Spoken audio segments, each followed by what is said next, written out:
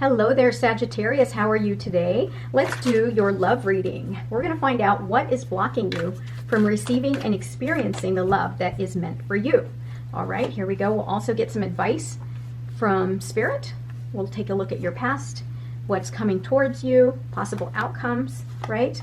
So remember to use your very best judgment and your own intuition as to how you process and apply the messages in this reading. Here we go. Bottom of the deck, we've got justice. So there's a part of you that kind of feels as though you need to have justice because something in your recent past, maybe a recent relationship, something like that, was imbalanced. Maybe there's a part of you that feels that you've been wronged. What justice tells you is that whatever it is, karma will take care of it.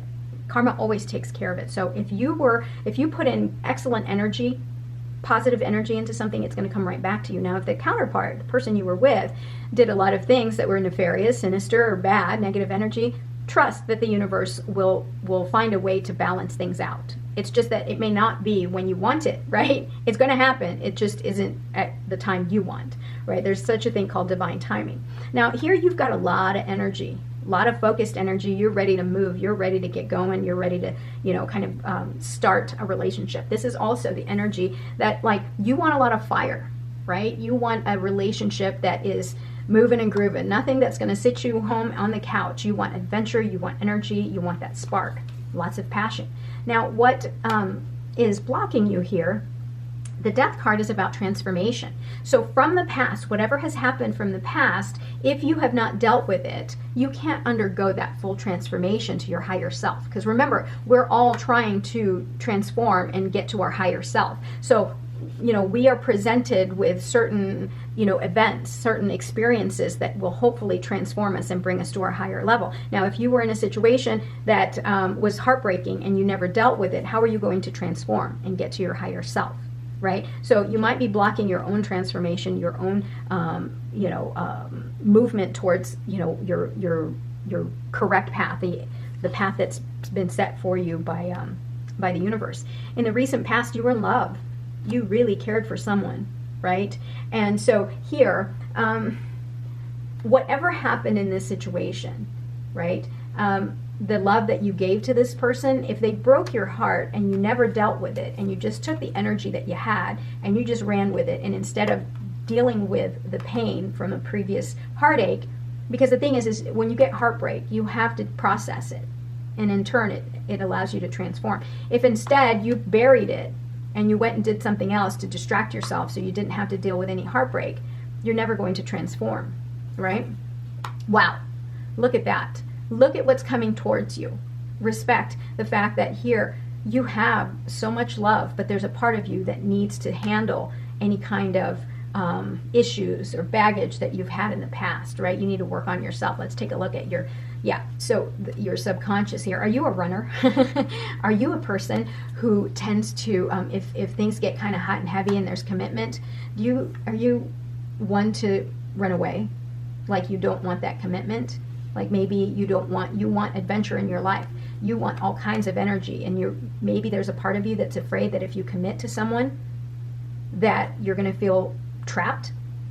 I mean, this is something that you have to really look at, because the Chariot card is about forward movement. This is a whole lot of momentum. This is victory. This is willpower, right? So there's something here that's kind of blocking you a little bit.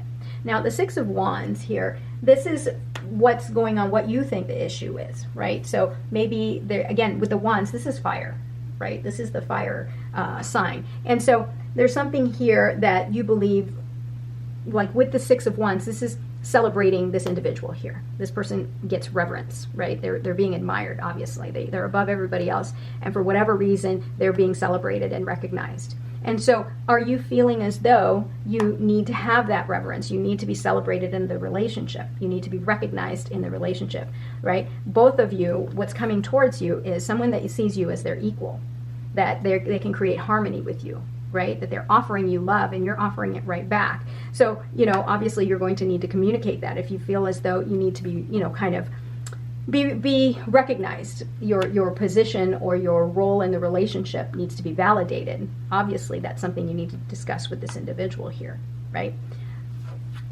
Now here, you've got the Knight of Wands. So here the advice for you is, again, this is a fire element, so lots of passion.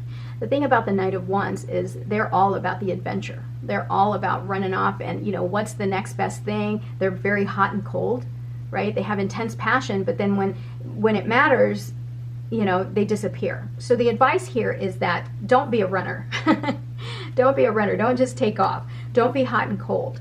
You need to give this person equal give and take, right? If you don't want them to leave you behind, you need to show them the same amount of affection and commitment, right, that they're giving you. You can't be hot and cold. You need to be there for this person when it matters the most. And I'm getting a sense here that there's a part of you that likes that being the center of attention, right? You like to be out and about. You want it to experience the world. And yeah, lots of fire here. That's what I'm sensing here. And you want the good times. But understand that the Spirit's trying to say that, look, if you want deep commitment and a stable relationship that's very loving, you're going to have to be there, not just when it's passionate, but also during the tough times. Yeah, there's a part of you that likes to run, that'll turn your back, you'll run away. If things get really uncomfortable for you, there's a part of you that'll just walk off, right? 2 signs here of people that are just leaving. Oh boy. So what's around you is the energy of the Devil card. This is about self-sabotage. This is bad behavior, right? So you have to corral that. If you are all about, being a bad boy or bad girl, you're going to need to understand that this individual, if this is what you want, they're not going to tolerate it. So if you have any kind of addiction or codependency, or if you tend to run around or you can't commit, right? You have to corral that, because, this is not good. That's the advice you're getting. This is something that you're going to have to deal with, is you getting in your own way, sabotaging the happiness that's available for you. And look, you've got the opportunity here to start something new, right? So, but universe is trying to tell you that you need to process everything that's happened in the past to allow yourself to be at a higher level. Stop running. Stop feeling as though you need adventure all the time, right? It's okay. You can temper that. This is something that you two can discuss, so that, how can you constantly ignite passion and adventure and spice into your relationship? That's certainly something you'll discuss with this individual that you're going to commit to, right? But there's a part of you too that needs to corral that bad behavior, that shadow behavior.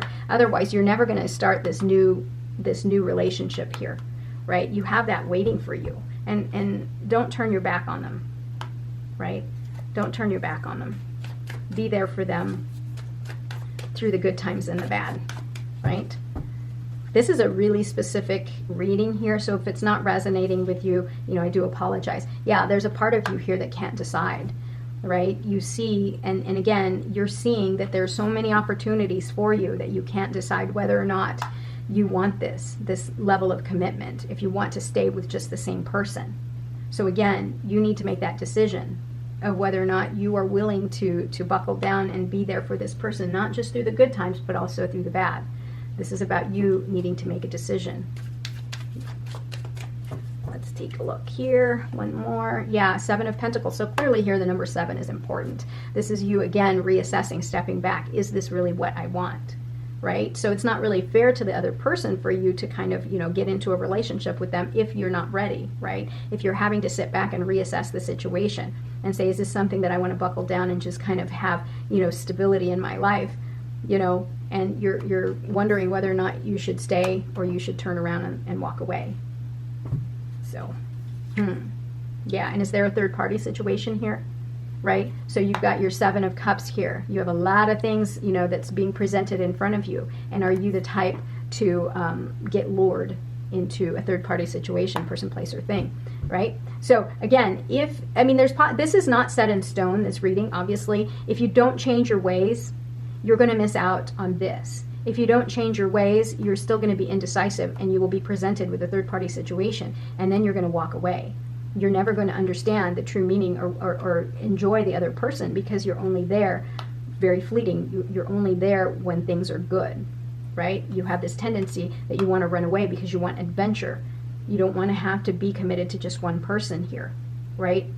There's this tendency towards third party. But if you want to correct that and you want this, you have to change some of this stuff here. You need to process your feelings. You need to figure out, why do you run?